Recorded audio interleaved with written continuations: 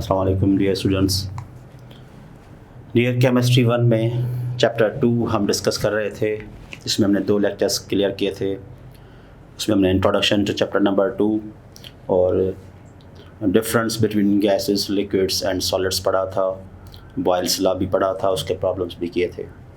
आज हम डिस्कस करने जा रहे हैं lecture number 2.3 and the topic is Charles law. Boyle's law आपको याद होगा। बॉयल्स लॉ में हमने पढ़ा था कि गैस का जो स्पेस है, गैस का जो वॉल्यूम है, उस गैस के स्पेस के साथ प्रेशर का क्या इफ़ेक्ट है।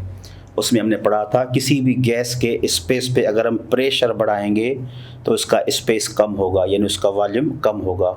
अगर प्रेशर कम कर देंगे तो वॉल्यूम बढ़ जाएगा। यानी गैस के प्रेशर का वॉल्यूम के साथ कौन सा इफ़ेक्ट है, कौन सा रिलेशन है, इन्वर्सली। अगर प्रेशर हम बढ़ा रहे हैं तो वॉल्यूम कम हो रहा है, अगर प्रेशर कम करेंगे तो वॉल्यूम बढ़ जाएगा। तो आज हम पढ़ रहे हैं चार्ल्स लॉ।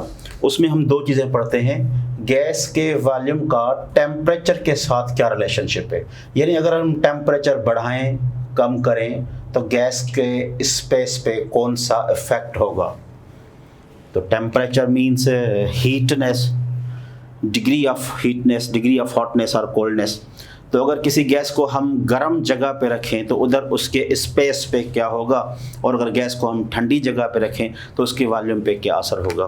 तो चार्ल ने स्टडी किया था डायरेक्ट रिलेशनशिप टेम्परेचर और वॉल्यूम का। डायरेक्ट मीन सीधा, यानी अगर हम टेम्परेचर को इंक्रीज करेंगे तो वॉल्यूम आल्सो इंक्रीजेज, अगर टेम्परेचर को डिक्रीज करेंगे तो वॉल्यूम भी डिक्रीज होगा। ये डायरेक्ट रिलेशनशिप है।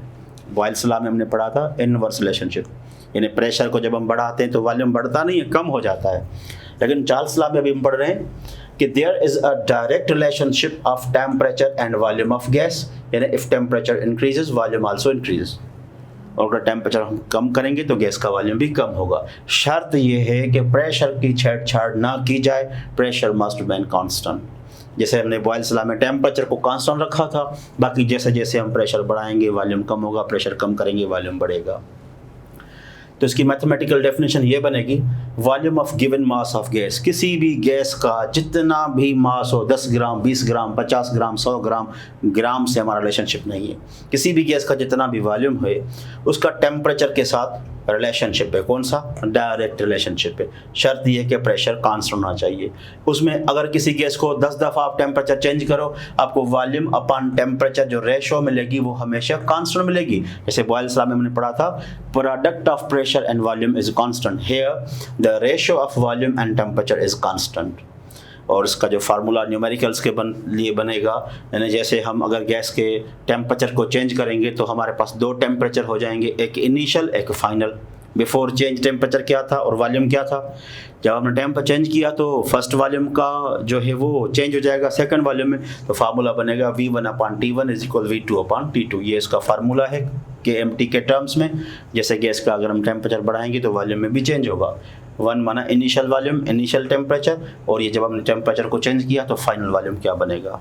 डायग्राम में आपको समझा रहा हूँ। ये सिलेंडर है गैस का, इसमें गैस तो बहुत बढ़ सकती है, लेकिन हमने इधर पिस्टन रखा हुआ है तो गैस का जो स्पेस है वो 4 लीटर है। और ये सिलेंडर हमने रखा है एक ऐसी जगह पे जहाँ पे टेम्परेचर क्या है, 273 डिग्री सेंटीग्रेड। 273 डिग्री सेंटीग्रेड पे आप देख रहे हैं गैस के वॉल्यूम जो मॉलिक्यूल से बिल्कुल आज़ाद फ्रीली मूव कर रहे हैं और पूरे सिलेंडर के स्पेस यानी 4 लीटर पे कब्जा कर रहे हैं। अब हमने क्या किया, इस सिलेंडर को हमने रखा है 0 डिग्री सी पे। याद रखें पहला टेम्परेचर क्या था, 273, और अब हमने टेम्परेचर को कम कर दिया 0 डिग्री सी। जब टेम्परेचर को हमने कम कर दिया तो आप देखें स्पेस तो पड़ा हुआ है, लेकिन गैस के मॉलिक्यूल्स जो हैं वो थोड़े स्पेस में फैल रहे हैं। इनके पास टेम्परेचर जो है वो directly proportional to kinetic energy है, यानी अब गैस के मॉलिक्यूल्स के पास काइनेटिक एनर्जी नहीं है कि वो आगे मूव करें। यानी टेम्परेचर जैसे हमने कम किया तो वॉल्यूम कितना है गैस का, 2 लीटर। हालांकि जगह पड़ी हुई है लेकिन वॉल्यूम कितना है, 2 लीटर। तो इससे ज़्यादा यानी इससे जाहिर क्या हुआ, first cylinder second cylinder. First cylinder पे जो टेम्परेचर हमारे पास है वो फर्स्ट कंडीशन है टेम्परेचर की 273 और फर्स्ट कंडीशन वॉल्यूम की क्या है, 4 लीटर। अब हमारे पास सेकंड टेम्परेचर कम हो गया तो सेकंड वॉल्यूम भी क्या होगा, कम हो जाएगा। तो जैसे जैसे हम टेम्परेचर को चेंज करेंगे वॉल्यूम चेंज होगा। Here volume decreases by decreasing temperature, इसके टेम्परेचर और इसके टेम्परेचर में फ़र्क है। फर्स्ट सिलेंडर का जो टेम्परेचर है ए सिलेंडर का और ये बी सिलेंडर का टेम्परेचर है, हमने कम कर दिया तो वॉल्यूम भी कम होगा। न्यूमेरिकल्स को भी हम इस तरीके से सॉल्व करेंगे, हल करेंगे। तो यानी जैसे जैसे हम टेम्परेचर को चेंज करते जाएंगे तो वॉल्यूम भी चेंज होता जाएगा। टेम्परेचर की फ़ारेनहाइट स्केल भी यूज़ की गई थी, डिग्री सेल्सियस, डिग्री सेंटीग्रेड भी हम इस्तेमाल करते हैं। इन आइडियल गैसेस में चार्ल्स लॉ में हम जो टेम्परेचर की स्केल यूज़ करेंगे वो है केल्विन स्केल। तो याद रखें चार्ल्स लॉ के न्यूमेरिकल्स में, प्रॉब्लम्स में, कन्वर्जन में जब भी टेम्परेचर का जिक्र हो, जब भी टेम्परेचर आपने यूज़ करना है, टेम्परेचर आपने कैलकुलेट करना है, तो आपने कौन सी स्केल यूज़ करनी है? Kelvin scale. तो अगर आपके पास डिग्री सेंटीग्रेड है उसको हम केल्विन में तब्दील करेंगे तो कैसे तब्दील करेंगे? आपके पास जितने भी डिग्री सेंटीग्रेड है उसमें कांस्टेंट 273 ऐड करना है। जब 273 हम ऐड कर लेंगे तो हमें जो रीडिंग मिलेगी वो आपके पास केल्विन की रीडिंग मिलेगी।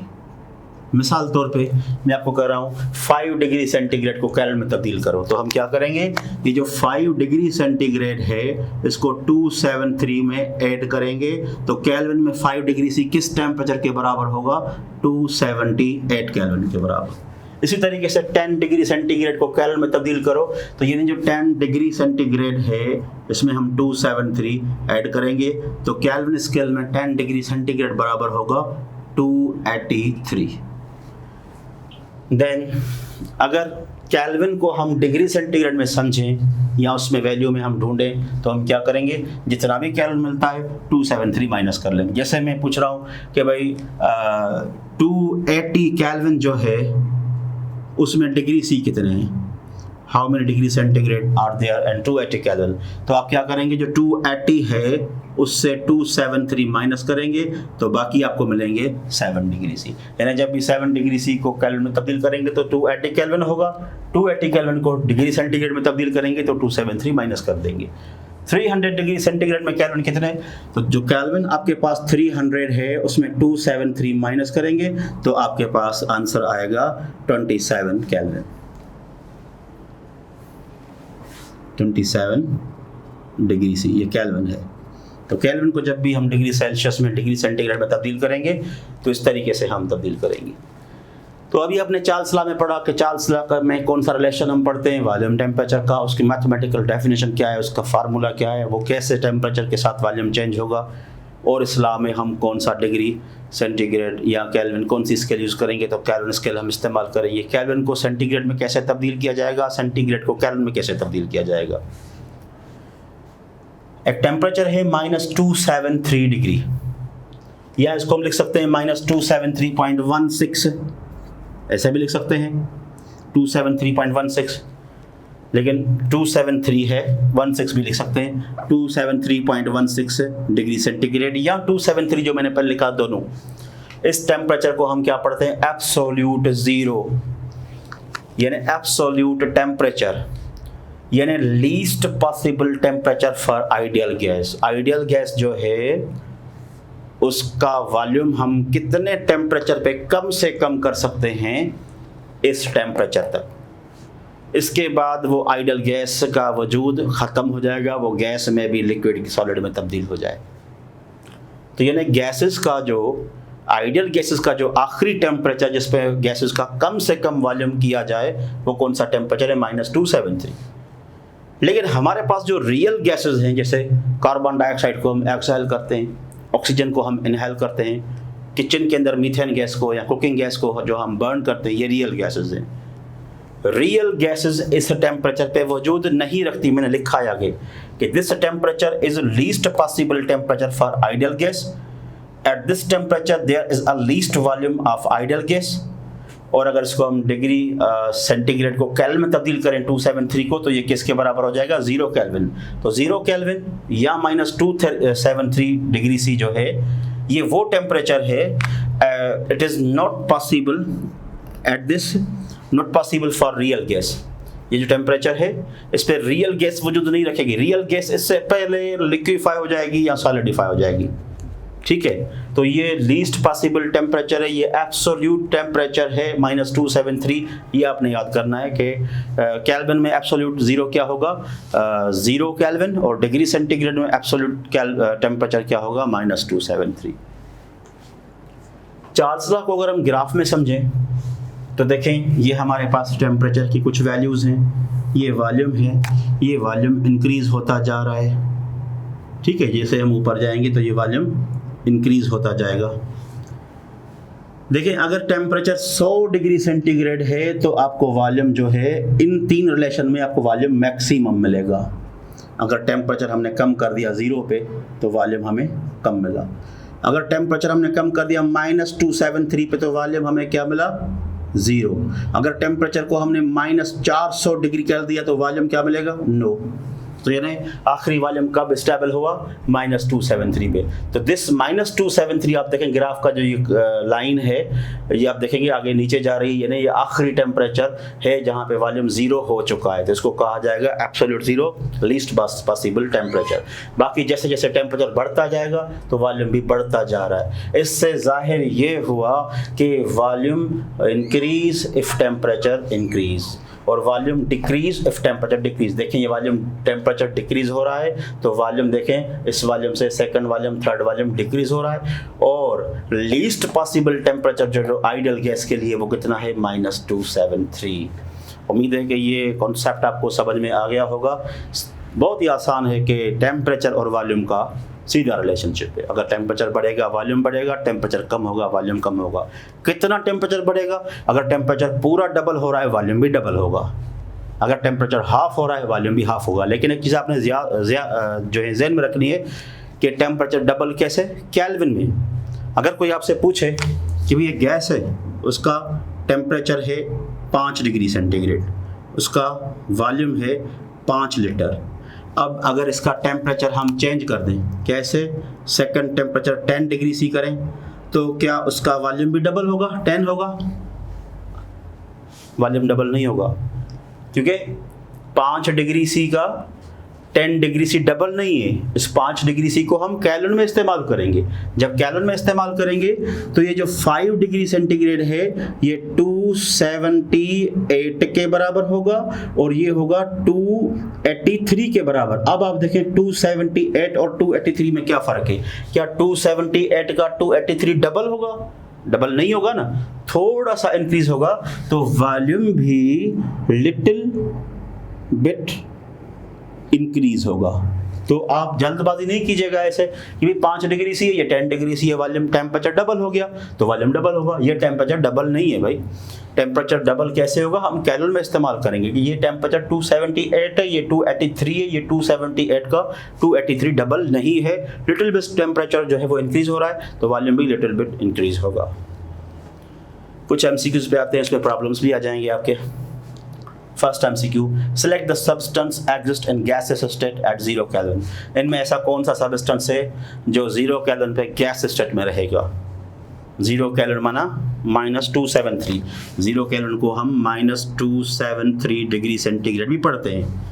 हमने क्या पढ़ा था अभी एब्सोल्यूट ज़ीरो में कि ये फाइनल टेम्परेचर है, लीस्ट पॉसिबल टेम्परेचर है। इस टेम्परेचर पे जो गैस होगी उसका कम से कम वॉल्यूम होगा।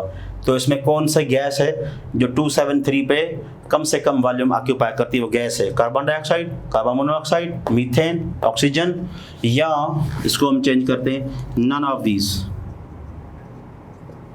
3 ऑप्शन मैं आपको दे रहा हूँ, चौथा नन ऑफ दीज। तो इसमें कोई भी ऑप्शन सही नहीं, क्योंकि ये रियल गैस है, ये रियल गैस है, ये रियल गैस है। मीथेन रियल गैस है, हम रियलिटी में यूज़ करते हैं। कार्बन डाइऑक्साइड भी रियल गैस है, कार्बन मोनोऑक्साइड भी रियल गैस है। तो रियल गैसेस इस टेम्परेचर पे वजूद नहीं रखती हैं। इस टेम्परेचर पहुंचने से पहले या तो वो लिक्विड में कन्वर्ट हो जाती हैं या सॉलिड में, इसलिए रियल गैस इस टेम्परेचर पर वजूद नहीं रखती। नॉन ऑफ दीज, कोई भी ऑप्शन इसमें करेक्ट नहीं है। Second question, which of one possesses least volume? कौन सी गैस का वॉल्यूम कम से कम है? एक गैस मीथेन है, एक कार्बन डाइऑक्साइड, एक कार्बन मोनोऑक्साइड। मीथेन गैस को हमने -273 डिग्री सी पे रखा है, कार्बन डाइऑक्साइड को 0 डिग्री सी पे रखा है, CO को 10 डिग्री सी पे रखा है। जिस गैस का टेम्परेचर कम होगा उसका वॉल्यूम कम होगा। तो 10 डिग्री से 0 डिग्री सी कम है और 0 डिग्री से -273 डिग्री सी और कम है। लेकिन याद रखें ये -273 रियल गैस के लिए नहीं है, तो यानी ये तो गैस नहीं है। मैं पूछ रहा हूँ गैस के बारे में, which of the following gases possess least volume. तो लीस्ट वॉल्यूम इन दो को जब हम कंपेयर करेंगे तो CO2 का कम वॉल्यूम है इन तीनों को कंपैरिजन में, इसलिए इसका टेम्परेचर कम है तो इसका वॉल्यूम कम होगा। Question 3, volume of gas increased. किसी गैस का वॉल्यूम हमें बढ़ाना है, कौन सी कंडीशन है, कब वॉल्यूम बढ़ सकता है? Volume of gas increase when pressure is increase और टेम्परेचर कांस्टेंट हो। बॉयल्स लॉ में पढ़ा हमने, प्रेशर इंक्रीज करेंगे तो वॉल्यूम इंक्रीज नहीं होगा, इनवर्स रिलेशनशिप है बॉयल्स लॉ में प्रेशर और वॉल्यूम का। गलत है A option. B option, volume of gas increase when temperature is increase, ये बात सही है। जब टेम्परेचर को हम इंक्रीज करेंगे वॉल्यूम इंक्रीज होगा। अभी हमने चार्ल्स लॉ में पढ़ा, लेकिन हमने चार्ल्स लॉ में पढ़ा जब टेम्परेचर को इंक्रीज करेंगे वॉल्यूम इंक्रीज रहेगा, लेकिन प्रेशर को छेड़छाड़ नहीं करनी, प्रेशर को कांस्टेंट रहने देना है। अब ऊपर से हम प्रेशर भी डिक्रीज कर रहे हैं, ठीक है ना, और टेम्परेचर भी बढ़ा रहे हैं तो वॉल्यूम भी इंक्रीज हो रहा है। इसको थोड़ा चेंज करते हैं, इंक्रीज, प्रेशर को कांस्टेंट रहने दें।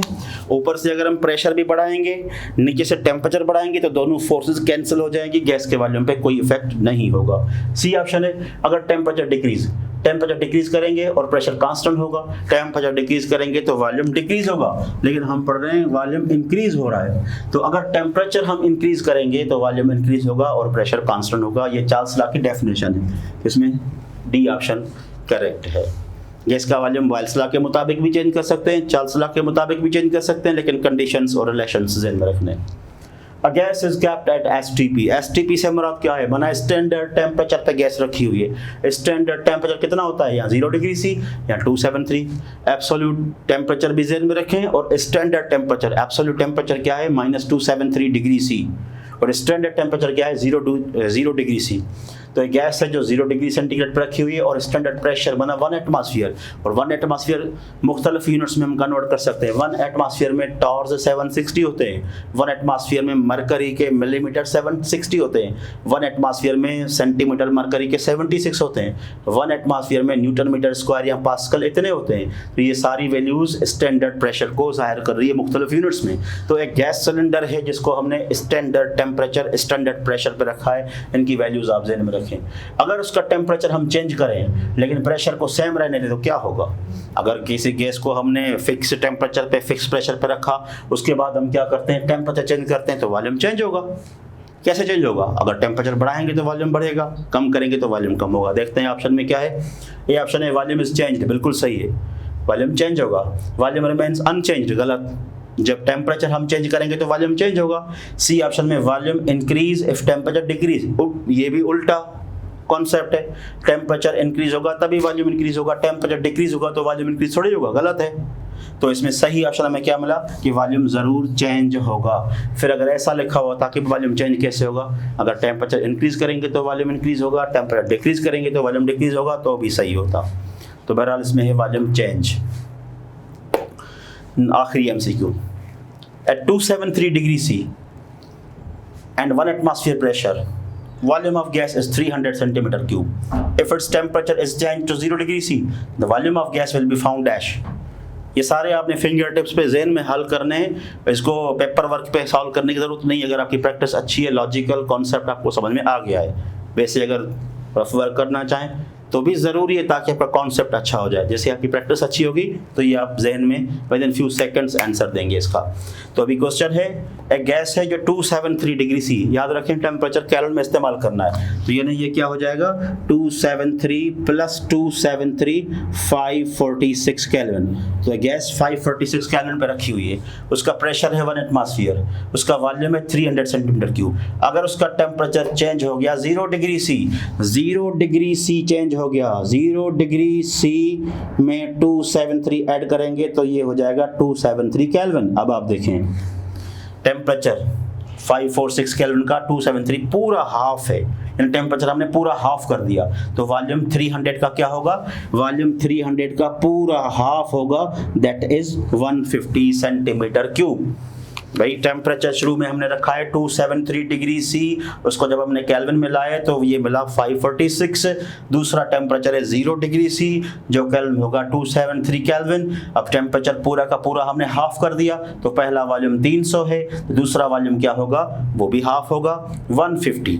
ये हो गया चार्ल्स लॉ। इसके आपने concept, graph, diagram, definition, formula, problems, कुछ कंसेप्ट आपने किए और चार्ल्स लॉ अब ख़त्म होगा। अब हम नेक्स्ट लेक्चर में लाएंगे आपके लिए जनरल गैस लॉ, और बाकी 3 लॉज रहते हैं इसके अलावा, डाल्टन्स लॉ और ग्राम्स लॉ। ठीक है, अल्लाह हाफिज़।